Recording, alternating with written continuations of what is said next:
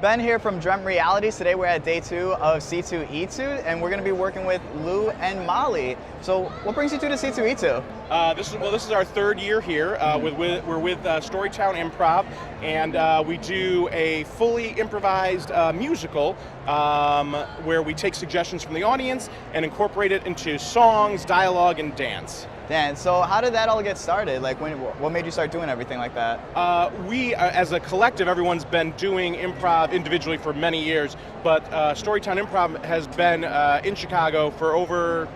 almost 10 years. Almost 10 years, about yeah. 5 or so, yeah. maybe 6 or 7. So, but we came together as a collective. A lot of us who have worked together at different places, Second City, I.O., Annoyance, wherever, all came together because we have a love and a passion for music theater and kids, so yeah. Wow. So originally when starting out and where you're at now, like what are some things that have changed or some ideas that you've had? Well, we've grown. We have almost 30 or 40 members that do our shows.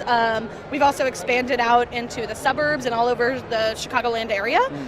We've learned a lot, so we know really just how to put together a really tight, fun show for whichever audience. Like today, we did a little more specific quest-based since it was like C2E2, you know, a little more adventure than we might normally have. So yeah, we just expanded. Yeah. So when you're doing these shows, I mean, do you run into any issues or anything like that? Like what surprised you, or you know, what are some things that you love doing? Yeah, well, every venue is different, so we just kind of go in with that anticipation that when we get there, we're gonna have to figure out how the sound is. Can we use mics? Do we? Where our costumes are? Yeah. But we're improv, so we can literally go on the fly with whatever we need to do. So yeah.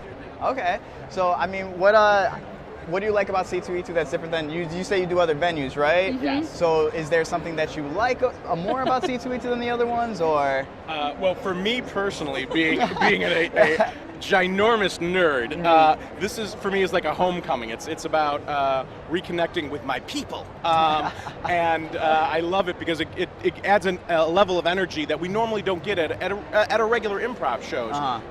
So there are people here who are as nerdy or as geeky as I am, so when I'm making references on stage about a deep cut of Superman or Batman or Iron Man, the audience here is gonna be like, yeah, I get it, yeah. Plus, they're already in costume usually, so yeah, the fact that we're in costumes, we are not the silliest people in the entire place. Right. So when you make those deep cut references and you get like any silence, how do you bounce back from that? Are you just like, move on to the next one? When that happens, then I start thinking, I get in my head, I'm like, wait a minute, did I make the wrong reference? Because nerds, we're very specific about things, and we're just like, this is that, and never the twain shall meet. Yeah. So knock on wood, all my references have gotten the laugh so far.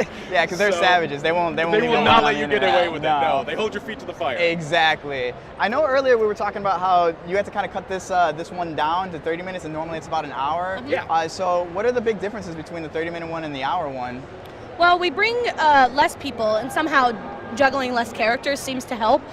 We really just like pare it down and follow the hero's journey, or in this case we had 2 heroes who were separated, but in that way we don't see a lot of secondary and tertiary characters kind of thing, so we just know we kind of have to streamline it. Yeah. And that's just, our narrative structure and what we've learned to do. Oh, nice, okay. And last but not least, I mean, where can people find you at?